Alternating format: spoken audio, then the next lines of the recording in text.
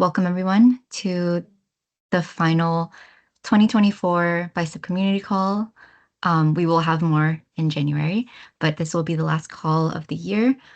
So yeah, stay for some exciting updates and presentations. I'll speed through the first two. The community call is for you guys, not for us.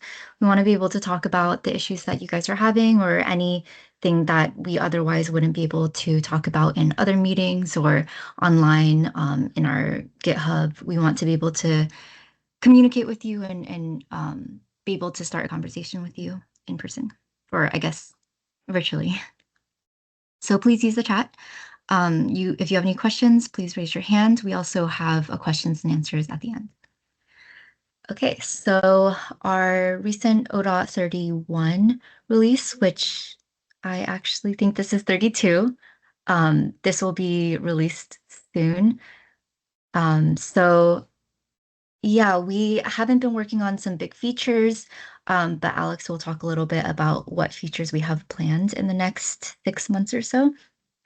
So the first two we noticed from the ODOT 30 or our last release, there's some breaking changes that people were running into. The first one, people were running into a failure anytime there was a conditional scope change. The issue was that scope references or namespaces were collapsed into objects. We fixed this, and if you want to learn more about it, it's the 15524 pull request that Johnny worked on. Pretty straightforward, but you could see the issue that people were running into. The second one, we noticed that a lot of people were running into actually. There was a breaking change when generating the calculated dependency graph with the depends on statement. The indexing was broken when it skipped over an existing resource with a different for loop or indexing expression. This was because we introduced a feature in the last release that only added an explicit dependency on an existing resource in certain cases. We reverted this fully, so the bug is fixed. I think a lot of people had that issue. We changed it a couple weeks ago, so hopefully people aren't running into the same issue. Please let us know if there is something else that's coming up from this. But this is from the language version 2.0. Third one, the deployer function. One of our newer engineers, Levy, had worked on creating this deployer function. Basically, if you want to retrieve the principal ID of the deployer, it will be able to grab that for you. This is something that I think someone had asked a long time ago, and we finally were able to work on that. So it's awesome to have it in. And our last bigger change that we added, deploy to other clouds in the deploy pane. Someone was talking about not being able to deploy to like GovCloud, Cloud, I guess, and some other clouds as well. So we decided to open that up. I think it was just a bug in the deploy pane. So now it is fixed. Okay, let's move on. Alex. Yes. Hi, everybody. So I think we're going to talk about the 6-month kind of roadmap for Bicep. I think we've kind of admittedly maybe lost track or not focused as much on making sure that the next 6 months, as it is represented externally and in GitHub and on these community calls, is maybe not as clear as it could have been. So we're trying to do a refresh of that, starting with this one, and then hopefully more on an ongoing basis. We'll just be better at documenting kind of where we're at and what's coming. And so we don't need to do this so deliberately on these calls every 6 months or every 1 year or whatever.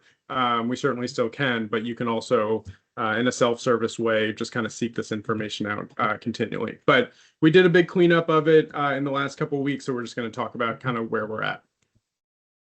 Oh, you have control, Stephanie? Yes. So okay. I'm sharing the window itself. So yeah, okay. Just let me know when to click through. Okay, cool. So this first slide, this first section, which I'm going to go through items one by one, is what I would characterize as Bicep general. This is kind of stuff that is well represented in the Bicep repo. So it's clear when we're working on it, when we open PRs, when we do all that sort of stuff. So this one's kind of easier to walk through, and then the next couple slides are going to talk about more of kind of what's happening behind the scenes. But I'll go through this one a little bit quickly. Stephanie, can you do the first one? Thanks.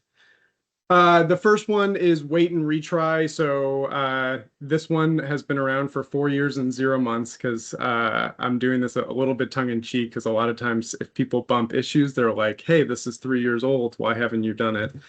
So this one's 4 years old and we are doing it. So hopefully that's good. But wait and retry is about if some resources are kind of inconsistent in how they're deployed across regions of Azure. Sometimes things are just kind of out of sync and you want to wait 30 seconds or you want to wait for a specific resource to be available or something of that nature. We've always been a little bit philosophical on this one, but I think at this point we feel good about introducing this functionality into the language. And we'll talk about this in more detail as it comes out, but this one is active and in progress. Next one. This other one, or this next one, resource existence checks. This one is 3 years and 3 months old, so it's another oldie. Similar case where sometimes you want everything to be perfectly declarative and you hope that ARM is perfectly declarative, but it's not always. And so this is another kind of workaround that we're going to introduce so that you can do an existence check of a resource and change your control flow basically accordingly. So if it exists, do this. If it doesn't exist, do that. Which again is not great to have to do, but sometimes you have to do it, as many of you all have told us. Again, we feel kind of comfortable introducing this into the language at this point, and we have ways to constrain the usage of it. So we'll talk more about that as we get closer to releasing that one. Next one, Stephanie.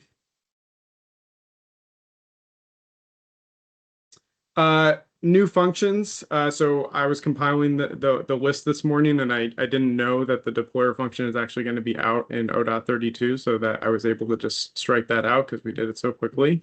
And there's 2 more functions that are on their way. So I don't think I have the function signature right on this, but the spirit of it is I think correct. It's a URI function. I think it's a construct and destruct URI functions. So that if you have a resource ID or a URL or what have you, it'll just be easier to work with it. We see a lot of people using the split function and kind of doing some stuff with it, and it's, that's serviceable, but we think this is just a little quality of life improvement, and it was relatively inexpensive, so we were able to kind of squeeze that in. And then the last one, get role definition. I think I'm getting the signature wrong on this one too. But if for built-in role definitions and you need the ID for a variety of reasons, we'll now be able to support that a little bit better. Next one. User-defined types for variables. So this one we realized was less expensive than we thought it was going to be, and we think a lot of people are going to benefit from this functionality. So right now you can just declare variable and with no type next to it. Now we're going to let you use whatever type you want for your variable, and that will just constrain what the variable is allowed to be represented as. We're always kicking ourselves when we build functionality into the type system and only expose it into certain places. And so we want to not do that as much as possible. And then this one is a good addition. Next one. Migrate to language version 2.0. This is a little less shiny, but this is really important. So a lot of people are already opted in to language version 2.0, especially a lot of you on this call, because you're using our newest features, anything related to the new type system, but there's a lot of other functionality there. We need to get everybody onto language version 2.0 because the old schema of representing ARM templates just has a lot of issues with it. It's a little wonky. 2.0 just gets everything into alignment. It represents itself much bit more closely to the Bicep language, which makes code generation a lot easier and solving a lot of longstanding issues. This is a perfect example where we will sometimes greedily evaluate condition false and generate false positive errors when we validate, and that's really frustrating. And it's kind of hard to explain, but this is the reason why it's taken so long, 3 years and 7 months, to fix this, is because we need everybody on language version 2.0 to be able to call this one done. Technically, if you're using language version 2.0, we fixed the condition false issues, but we can't really announce that it's done until this is done. And there's other things that go with it. Next one. GA for resource derived types. So a lot of people are using custom types for specific properties on specific resources, and they're just copying over all the type information that we already have from one location to another, and that causes a whole bunch of issues. And so we are very excited to GA this. It's been an experimental. AVM in particular is going to benefit from this a whole lot. So we're really excited to introduce this. Oh yeah, and then make the name property optional for modules. We want to GA that as well. So this is another one that's been an experimental for a long time. I should have looked up how long it's been experimental, but if you want to keep declaring names for your modules, more power to you. I can't wait to get rid of this property and have it be auto-generated and still hopefully be easily debuggable. So there's a few bugs related to why we haven't been able to take it out of experimental, but we're gonna get this done. There are a few other items on the list. I don't want to spend too much time on it. We created an AKA link for our semester plans that'll hopefully always take you to the current active semester, where stuff like this will be there. So we're going to try to just keep the selenium and the bromine semesters up to date. That's what our semesters are called internally, according to the periodic table. So we're going to try to keep those up to date as much as possible. And so you can see all the detail of all these issues in the semester plans. We can go to the next slide. The next set of items are not as well represented on GitHub, but are very much active work items. So I want to talk about those as well, because it can be hard to explain, hey, you know, there's only 10 active items in the current milestone, let's say. But that is because there's so much other things that we're doing to support the ecosystem more broadly. So this is some of those things. The first is what we're kind of colloquially, if I'm pronouncing that right, calling what if vNext. So that's a set of items related to longstanding what if issues. Noise reduction is the big one. No short circuiting. I should have definitely put the age for that one. And supporting just read permissions for what if. I think all of these are 4+ years old. No short circuiting. We're just stuck in the code freeze. It'll be out in January, at least to start, and you can opt into that. Supporting just read permissions. I think we've started on it, or we'll start on it soon. Noise reduction, we'll talk more about. There's a few kind of experiments that we're running to try to determine the best noise reduction algorithm. But we feel good that we can make a very meaningful dent in the current problem space of what if noise. We'll see. But I'm excited about it, so we'll see what happens. Next one, Stephanie. Sorry. Extensibility GA. So this is another one where it's not particularly shiny, because it doesn't mean that all these new providers are flying off the shelves. This is the foundation that we need to set to be able to introduce a lot more third-party providers or non-Azure providers into the Bicep ecosystem. And it's expensive, painstaking, not shiny work. We need what if to support extensible resources, stacks to support extensible resources. There's all sorts of kind of architectural changes that we need to make to properly sandbox code and a whole bunch of things. So that's consuming a lot of time, and it will make a lot of things possible that could be really exciting in the future. And obviously it will enable us to GA the graph Bicep extension. Thank you, Dan, for for calling that out. So that's extensibility GA. And then Stacks. Stacks is an incredibly important bet for us. It should be the default behavior for your deployments. If it's not, we want to know why. We need what if to support Stacks properly. We need support for non-ARM resources. And then there's just kind of day-to-day maintenance. And when you're deleting things, you're exposing a lot of,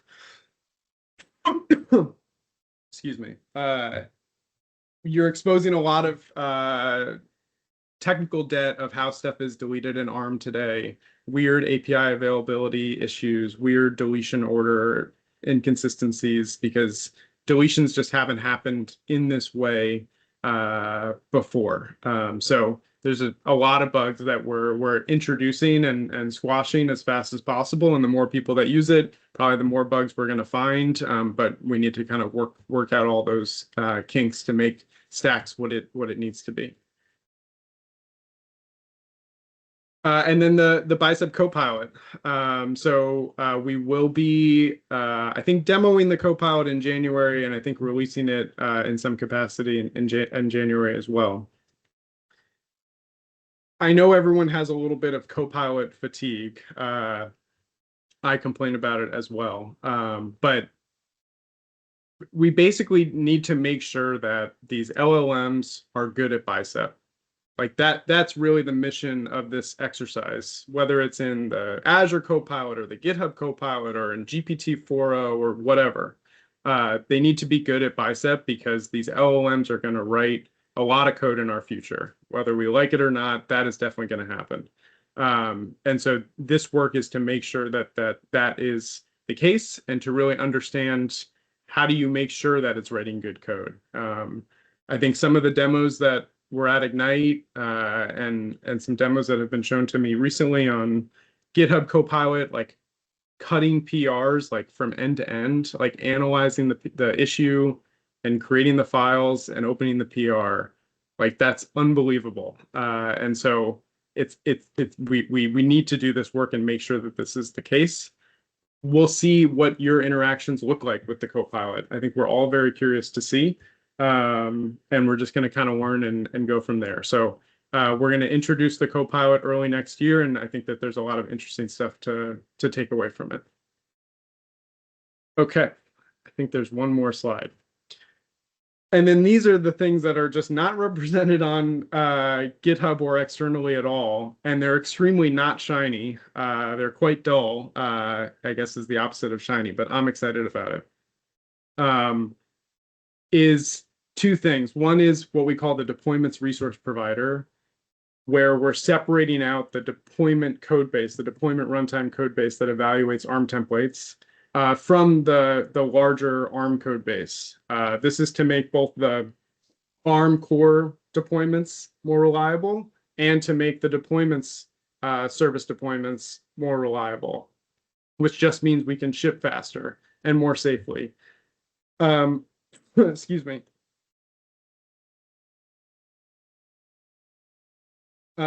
This has been an enormous multi-year undertaking. It requires incredibly painstaking, detailed work and surgery to do this. And it consumes a significant amount of our resources. But it will make everything in the future better. Like that's how important this is. You won't hopefully know that it's even happened, other than we're shipping faster. So this is another kind of big chunk of work that we don't really have a great forum to talk about externally. And then the last one is internal Bicep adoption. This affects you indirectly, but not directly. We need to make sure that Microsoft is using modern tools, whether it's Bicep or anything else. And because of the dynamics of working at this company, there's a million things that we must do to run our services better. And so there's some internal competition about which things a service team must do first. And there are systems for enforcing you to do specific things. And we don't really want to go down that route for Bicep adoption. We just want to make it better for our internal users so they adopt it naturally. So we need to spend some energy to integrate better with our internal tooling so that it's easier to adopt Bicep in our internal tooling. The effect that this will have is that, again, we're going to ship faster and more reliably because they're not going to trip up on ARM templates anymore the way you all are no longer tripping up on ARM templates. So that's going to take some time and some energy, but again, should have a net positive effect eventually. But this one is also consuming a significant amount of our time and energy. I think that's it. I can maybe take, well, Stephanie, you tell me, can I take any time for questions at this point on the backlog, or should I Yeah. wait until the end? I would give it 5 minutes if you can. Okay, cool. I didn't look at the chat. I don't know if there was anything specific that came up. I'm looking through right now. I think people were asking questions, but our team was answering pretty well. Let's see. I think we're good.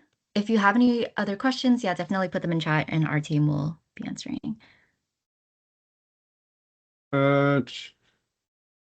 Can we have the same thing as RBAC rules for policy definitions? Stan, you want to look up a policy definition by name? Yeah, the build ones. The built-in ones? Yeah. We should at least create an issue for tracking it. It certainly makes sense. Because we have Yeah. a general solution that just deploys the policy assignments, and if the end user don't have to look at the GUIDs to deploy these assignments by referencing the definition, then it will be good.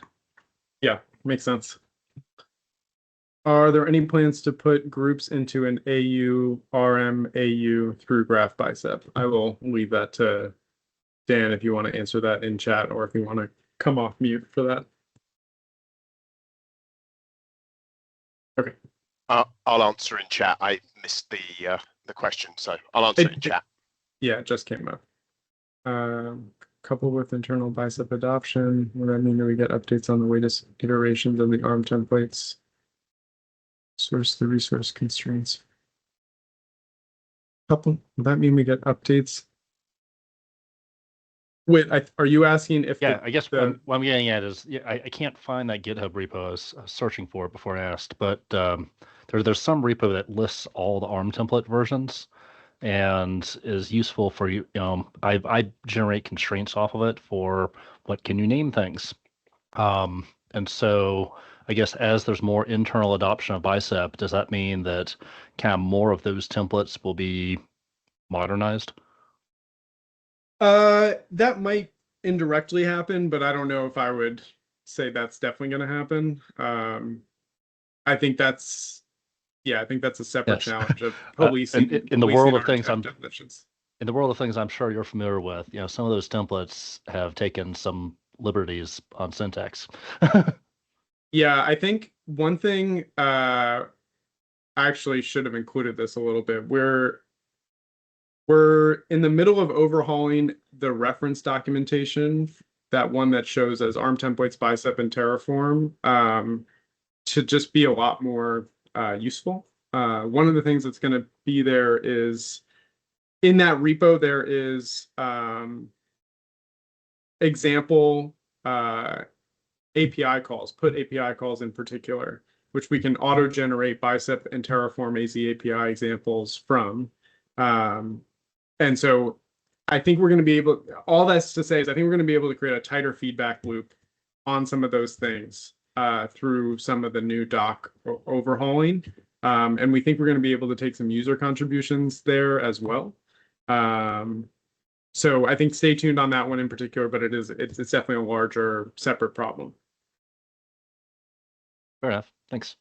Mm-hmm.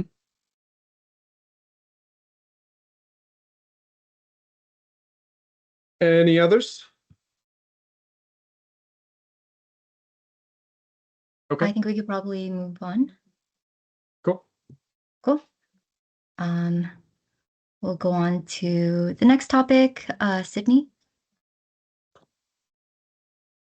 Yes, hello, everyone. My name is Sydney, she, her pronouns. If you are also in the PowerShell world, we probably know each other, but if not, I am a PM and I'm going to be helping out with some projects in Bicep. And so there's a few things that you can help me out with. I'm also on my phone right now because my laptop decided that the start of this meeting was a great time to update.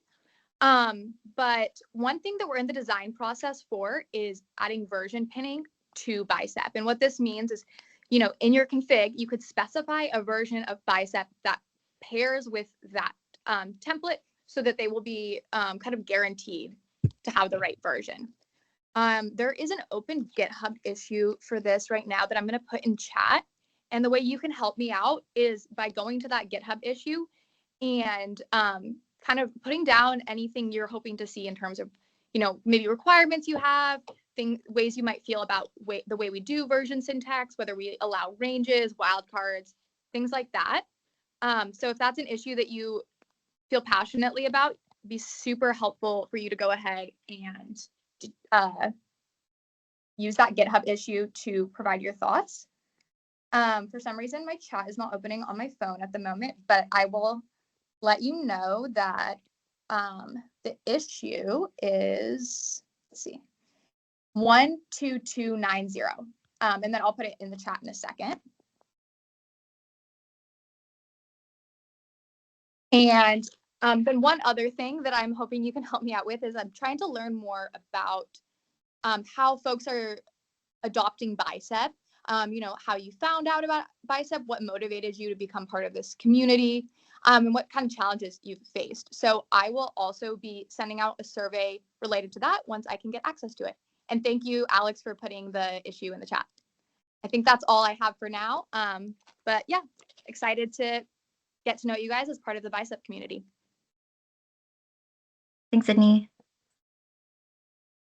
Okay, our next topic, I'm gonna skip this one really quickly. Let's jump to Stan, your Accenture's Azure Landing Zone. I think we're really excited to hear you present on this. We've been waiting on this. If you Yes. want to share your screen. Yeah, I will start my sharing my screen. Okay, I hope you see it now. Yes, we can see it. Okay, good. I work for Accenture. I'm Microsoft MVP as well. I have the role of cloud infrastructure engineer. And today's talk is about Accenture Azure Landing Zone. This is our implementation of a landing zone that we have. And specifically, I want to talk about the benefits that we had by implementing user-defined data types. So the agenda, it's a small one. We have some introduction. We're gonna look at what is a landing zone solution, the problem that we have, and the solution that was offered by using user-defined data types. I'm gonna have some small demo, and then if there are some questions, I can answer those as well. So the Accenture landing zone has been in development for six plus years. So it's way older than the Azure landing zone. It's actually came up because of the idea of having AWS landing zone. So we decided to do an Azure one as well. So our landing zone is a mixture of what you have in the Azure landing zone, what you have in Azure verified modules, things that you have in Azure Monitor baseline alerts, and also Azure community policies. So it's a mixture of all these things together offered in a very flexible way by being built into different solutions. We have over 180 solutions which cover around 120 Azure services and features. It supports both cloud solution provider and enterprise agreements. Basically works with any subscription type, but it also has some specific feature for CSP, for example. We took the microservices design approach here in order to deploy small things like, let's say you deploy one solution that has MySQL, flexible server, another solution that deploys your web app, and etc. and so on. And that way we can basically make these deployments smaller and easier to manage as well. Allows you to have that flexibility where depending on what kind of design you have or architecture for your Azure resources, basically you can provide different configuration and deploy those resources by just changing the configuration of your parameters files. So what is the landing zone solution? As I said, it contains one or more Bicep templates that deploy one or more Azure services or features. Sometimes we combine different services or resources into a single solution. For example, let's say we have virtual networks. With that, we also have network security groups that are deployed within the same template as well, same solution. But other things like, let's say we have a template solution that deploys metric alerts, another solution that deploys action groups. So these are two separate things. So really depends on how we see things being deployed. We use semantic versioning for our templates. So we increase major versions, and we have for these nodes of breaking changes and so on. The code is not 95 based on native Azure Bicep code. We have some PowerShell code, which is a little bit, but mostly it's Bicep. We support both regular deployments and deployment stacks, so you can choose whether you want to do any of those. We have the capability to backport code fixes to lower versions. So even if we have, let's say, 3 major versions, and there is an issue that affects all these 3 major versions, we can basically deploy the hotfix to all of these. We mainly do deployment of subscription and management group scope. So if the solution deploys something that inside the resource group, we're gonna do a subscription scope deployment, and then we're gonna also deploy the resource group. We have the parameters structured in a hierarchical way. That way, it's easier to read what is being deployed and how it's being deployed, and what are the different settings for those resources. So the problem that we had JSON-based, custom JSON-based parameter files. These were very similar to RAM templates parameters files, but slightly different. All these things basically led to typos and invalid values because people had to look into a web page where it says what kind of parameters the solution has as input and so on. That led to some typos, invalid values. Sometimes parameters were provided in the correct scope because we have this hierarchical structure. Sometimes you can mislead where this parameter is exactly located. Also, that's led to things like sometimes a parameter was required but was not provided, and then that leads to deployment failure. Yeah, basically these deployment failures were quite a lot. So that was difficult for the end user who actually enters the configuration and deploys the different solutions to be frustrated about these things.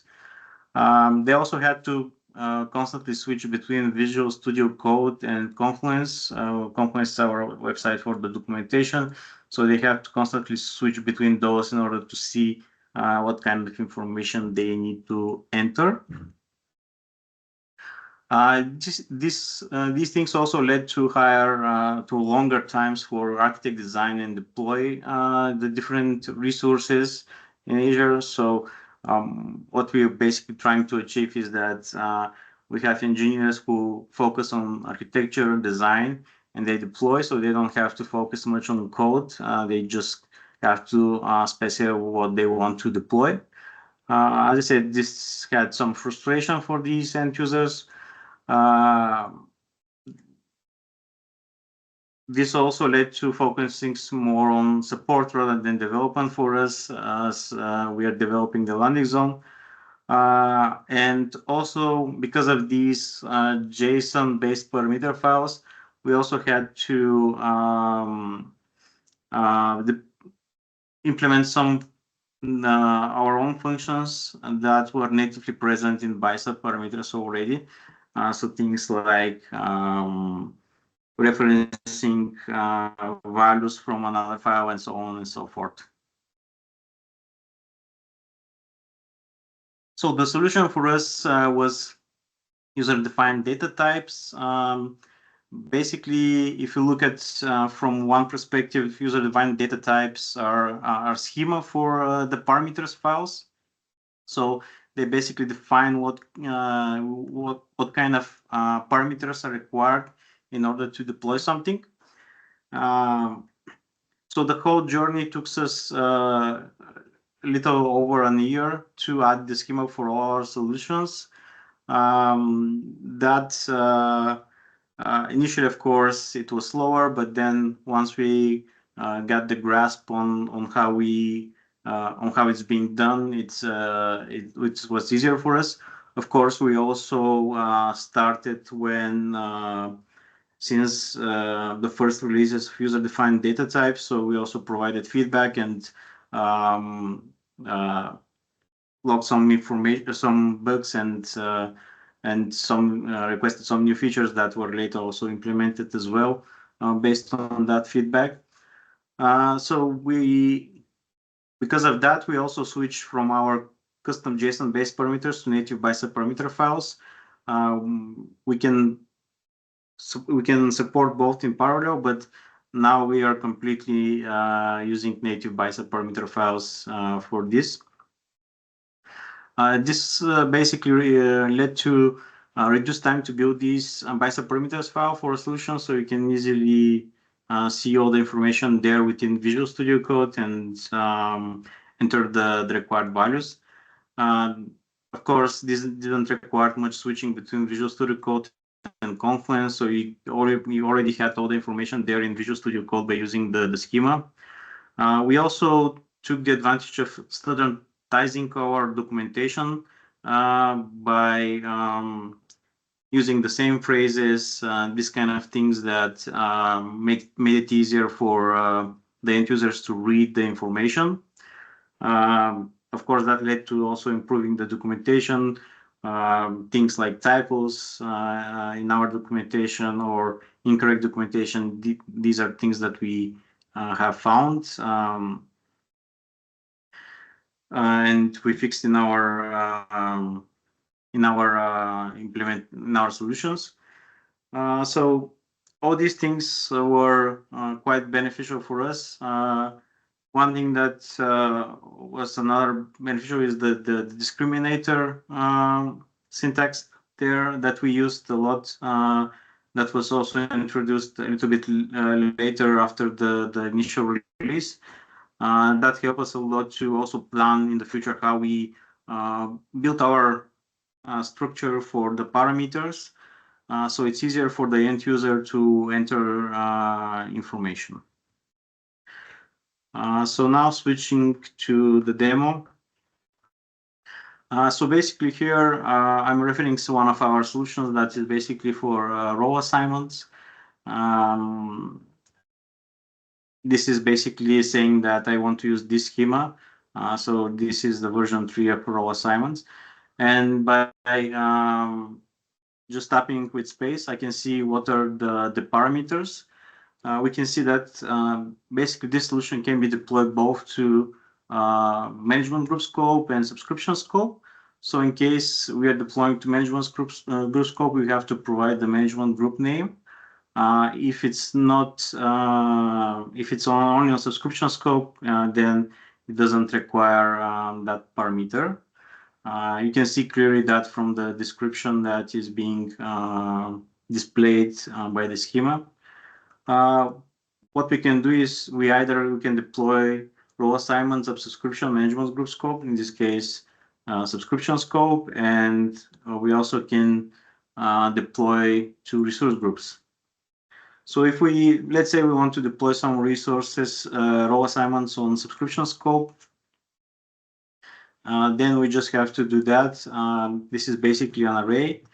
Now the Visual Studio Code UI and using the schema provide us information what kind of role assignment we want to do. So we have here 3 types of role assignments. We can basically do built-in role. We can do a custom role by using the role ID. This is in a browsing scenario.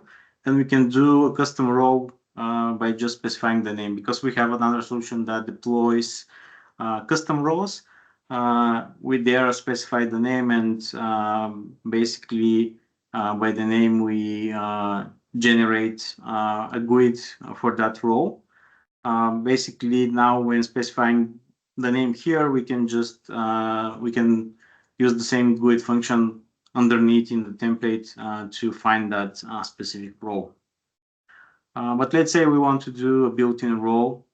Of course, we have to specify the built-in role definition ID. If when in the next semester we have that function, then we're gonna change this in a way that the user can basically specify the name of the role, and then they can deploy it. The other interesting thing is now we have a member, and member is the person or the group or identity that will be assigned the role. And we can see now we have several different choices here. So we can either reference managed identity, and then we have to specify name, resource group. We can do just principal ID. In the future, we also plan, once the Graph Bicep API when it's available publicly, to also reference groups users by their unique name. And we also have this system identity. So you can reference system identity that is for a child resource in a resource group. Sometimes you have a parent resource, and the child resource also can have system identity. So that way you can reference that kind of identity just by referencing the name of the resource. The same goes if you want to reference identity on a management group scope. So if you have, let's say, policy assignment with system assigned identity, you just have to specify the policy assignment name, the management group name, and of course the resource type, which will be the policy assignments resource type. And same for resource system identity, that's for resource that is on a resource group scope. And we also have for subscription scope, maybe the policy assignment is on a subscription scope. If we do managed identity, we have to specify the name. This is mandatory. We have to specify the resource group. We can also specify the subscription. If the subscription is not specified, it will use the current subscription. As you can see from the description, we have here the default value. So that basically is the experience that lets the users to providing the correct configuration. They can read all the information here, and when the information is entered, they can always go here and find out what is the description of that parameter. How we done this is basically in our templates, we have schema. The schema is in a separate file called in input types, and then we load it. And the way that the role assignments are deployed is done via modules. The way that this is done basically converts only the main template converts to a language version 2 of ARM templates. Because of that, we didn't have to do any much breaking changes because all these modules here would use the language version 1, but only the main Bicep file will be converted to version 2. That allowed us to basically implement these user-defined data types without doing much breaking changes to our existing solution. So they were released as a just additional feature. As you can see here, we have here the discriminator type being used. This is something that you're mostly familiar with, so I'm not going to go into details, but as you can see here, how it's just under the hood, how these user-defined data types are built in. With that, I can conclude the demo, and if you have any questions, let me know. Thanks, Dan. We really appreciate this. Thank you, John. You know, thank you for putting all the time into this. And yeah, if anyone has any questions, please definitely put it in chat. We love to see how our users are basically using Bicep and how you guys are benefiting from it. So please, if you have anything else that you want to also present to the community and share with us, let us know. I have 2 questions, if it's okay, Stan. The first is, what if you could assign a number in terms of a percentage of errors that you think you eliminated with this transition, types of things that people would have tripped on that they're no longer going to trip on? Do you think you eliminated 10% of the errors people ran into, 50%, 90%? How might you assess that? Maybe 20%, but also there is probably some hidden number because people are sometimes copying some templates from one customer to another and just changing some variables. I think that also maybe fix those things as well, because sometimes they might copy a template or a parameters file for an older version, and might not be there will be breaking changes for a major version. So and sometimes there might be typos I've seen where, for example, people convert from the old JSON format to the parameters files, that some of the parameters were not correct, so they can fix that, and that also improved also the code that is being deployed to the customers. Awesome. And then anything you wish was easier, any like major points of friction that you really got stuck on during the transition? Mostly the transition was related that the operations teams had some their own ongoing work happening. So for them, it's not so easy to migrate right away. So basically, we gave them 1 year to migrate to the Bicep parameters files. But overall, during that time, they can use the JSON files and they can still use the schema, because when you deploy a solution that has a schema, and if something is not correct according to the schema, it will stop prior the actual deployment. So also that saves some time, because sometimes if you have some long-running deployment and you haven't specified some parameter or something that is required, it might not surface right away. It might surface right when the deployment has started, and yeah, these things help spot an error early in the process, even if you don't use basically the Bicep parameter files at that time, because if you had Bicep parameters, then you're gonna see some of these problems right away into the Visual Studio Code UI even before the deployment. But when using JSON, they basically were spotting these things when the deployment has been done in the initial phase, when verification is done before the actual deployment has started. Makes sense. Makes sense. Yeah. Cool. Dan also had a question around what code is PowerShell, and it's not Bicep native. So we have some code around managing partner center stuff, which is basically an API. So we had to build our own PowerShell modules to manage the partner center stuff. And we manage some things around the deployment as well with PowerShell. So the actual deployment happens via PowerShell modules, because that way you can easily, we don't have to update the hosted agents to a specific CLI version. With the PowerShell modules, you can just import the version that you want. So the script that we're using, people are using different versions of that script, and that script has different modules that are being imported as versions because of that. So we don't have to migrate something, introduce backend changes.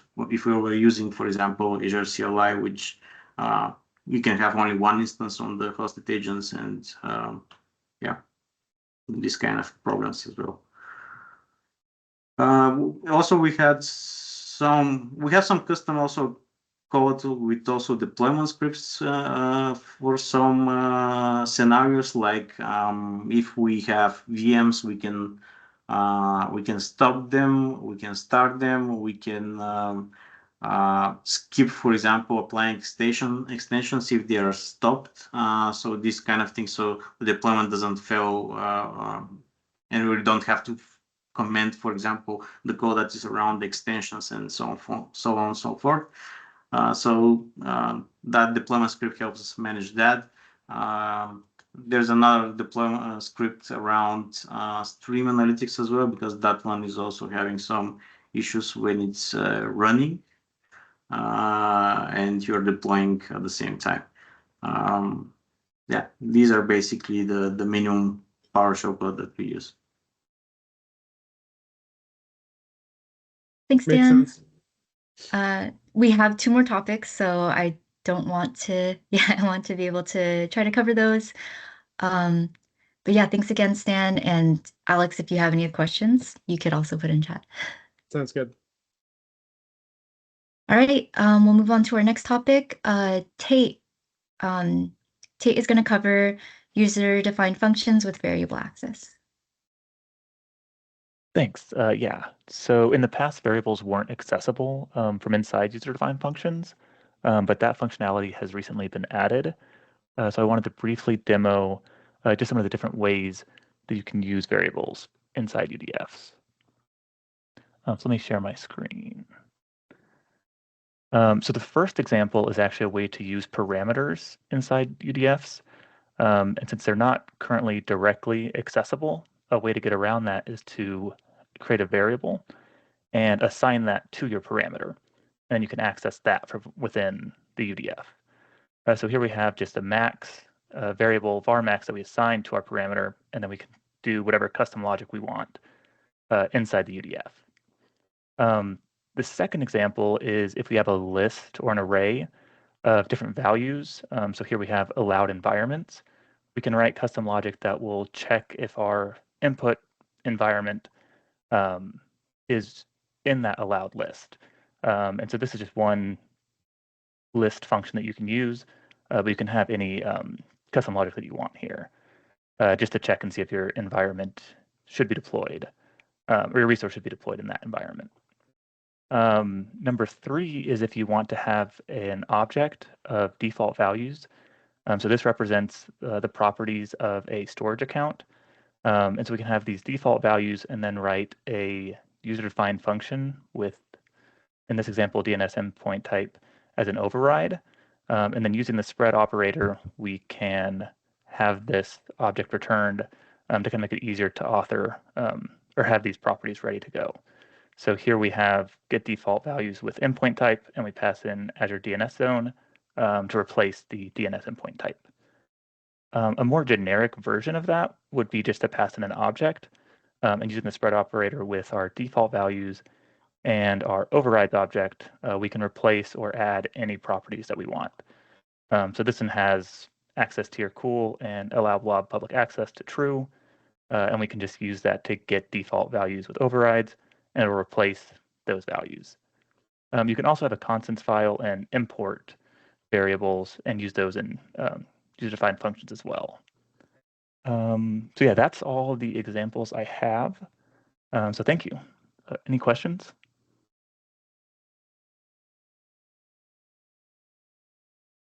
If not, I will stop sharing my screen. Thanks. Thanks, Tate. I will reshare. We have about 5 more minutes. Since we don't have too much time, the AVM team is going to give their updates in January, but there's some good updates there. Please make sure, unshared that. Please make sure you join in January to see this. Hopefully this works again. Okay. Hopefully you guys can see my screen. Let me know if you cannot. So there were a lot of requested updates. I'll go through these kind of quickly.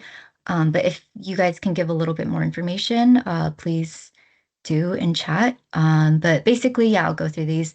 Lambda's resource reference support.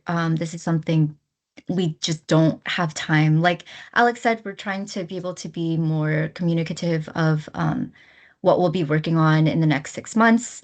We do extensive planning beforehand. We spend hours going through the whole list of what we should work on, what hours we have, how many engineers we need. We're trying our best to utilize everyone else or all of our users' issues and priorities, but we want to make sure that we could utilize our time the best we can to make the biggest impact. So that being said, some of these we won't be able to work on soon. So the Lambda's resource reference support, we won't be able to work on soon. We do see that it is an issue. We will look into prioritizing it. IntelliSense inside Union and Map, this is something that is a little bit more difficult considering that the IntelliSense wouldn't be within the file. It would be, it could be, across modules, and we hear you. But this is something that might take a little bit more time. But that being said, if it's really important, please let us know directly and provide your use case of how this will greatly benefit and have a bigger impact on your use case, and we could try to prioritize it there. But if anyone else feels strongly about something, yeah, thumbs up it, comment, let us know. Existing resource issue with Microsoft SQL. There's some issues with certain RPs. That's really just something we won't be able to really fix, unfortunately. The more you reach out to that team, the more they might be able to address these issues, but there's only so much we can do as well because we would be reaching out to them. We sometimes could get ignored, unfortunately, but we try our best to work with the internal teams. They have their own priorities as well, and we can't really change any of that, unfortunately. That being said, I know that there's some existing resource issues when it comes to documentation and everything else. So we're trying to see if we can include that in our documentation about the existing resources and add some more information about what is happening with existing resources with other RPs, and we'll make sure that can be found.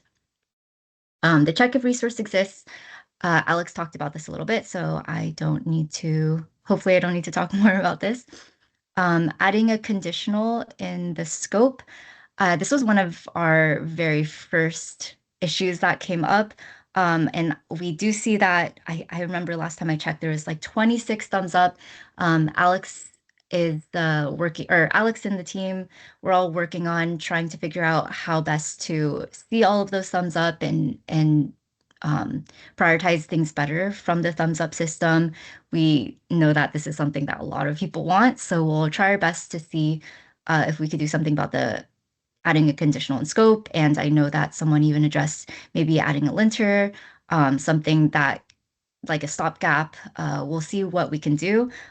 If we can't fully support it, we'll see if we could do just a short solution as well. But we see that a lot of people want this, and we are hearing you out. We'll try to prioritize it. Dependabot support for AVM. I would like to push this over to the AVM team. I know that there was an issue for Dependabot support, and they considered it, but I think I'll push this over to them for next call to let you know about Dependabot support and how whether or not they want to include that. And then OCI compliant alternative container registry for Bicep Publish. That's kind of a mouthful. Marcin had been working on this, and it's a pretty big undertaking. So unfortunately, again, we don't really have the time for it, but we do want to prioritize it if we can. So like I said, the thumbs up system, we're trying our best to prioritize based off of thumbs ups and how many people are addressing like how big of an impact things will a feature or an addition will be making to their use cases. Okay, yeah, that was a lot. I tried to answer these as quickly as possible, but I know we are at time. Does anyone have any questions? We can probably go 5 over just to address any questions on any of these requested updates or anything else. Otherwise, we're going to keep answering things in chat. Let me see. It looks like for 6, it may apply to more than just AVM based Okay. on Alex Knight added some more context in the chat. So Mhm. maybe we can take another look at that one. Sure. And yeah. then for 7, just as an FYI to everyone, we're kind of at the mercy of a component that doesn't exist yet. So we need a or as client, OCI registry as storage client for .NET, which doesn't exist. I think heard rumblings that the ACR team is interested in maybe picking it up. So maybe this will change, but that's also part of the reason why 7 has been hard to prioritize. Cool. There's one, any update on extendable param files? Parent that only defines part of the params using none in the parent. Parents partial, the ways to clear. Yeah, so this is we're going to look into this a little bit more. I think we want to make sure we design the best I guess scenario for different types of use cases. And we are still addressing how we want to design things, and we'll give an update hopefully in January and let you know how we're going to move forward in addressing using none or using having like undefined parameters in either the main bicep file or the extendable param file, and adding things in the CLI. We are looking through it and we're investigating it, and we'll let you know.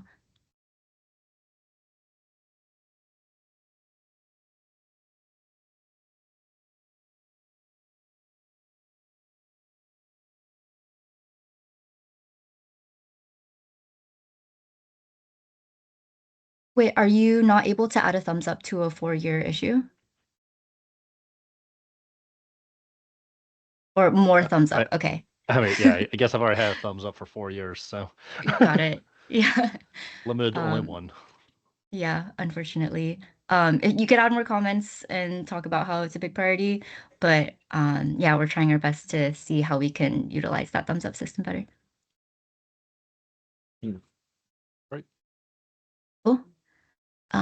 I think that is it. If you have any other questions, please reach out to us. I think you have our emails through I guess this call, but reach out to me and I could try to field it to you, field it to our team the best way possible.